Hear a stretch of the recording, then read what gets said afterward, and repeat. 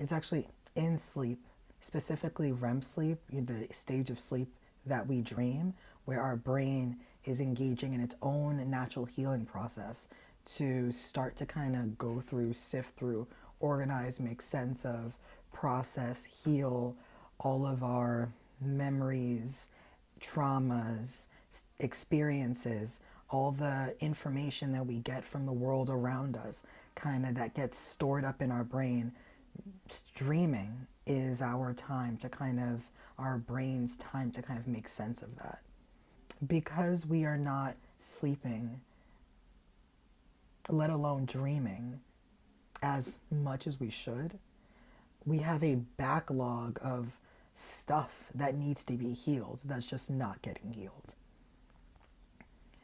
And really just think about it. Think of all the things that you've been through that you just never got a chance to heal from, that you never got a chance to process. You're just going from one crisis to another crisis to another crisis. When was the last time you actually had consistent quality sleep where you woke up and you felt refreshed? For many of us, years, or if ever, especially once you become an adult. Your sleep, your quality of sleep just goes out the window. So you're just facing crisis after crisis or stressful thing after stressful thing, very little sleep, very little time to process it. Stuff builds and builds and builds, and trauma just builds and builds and builds. Almost think about like a storage room that has stuff all over it, or like someone's room that has just clothes and books and papers and stuff all over the floor. That's the equivalent of all these triggers and all of these unprocessed traumas and emotions and experiences.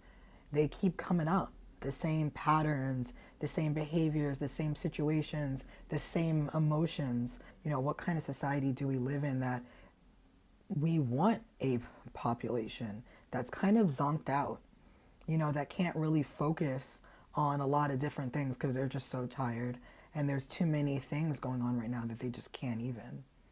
That just doesn't, assuming we're going with the idea that, this isn't a setup, right?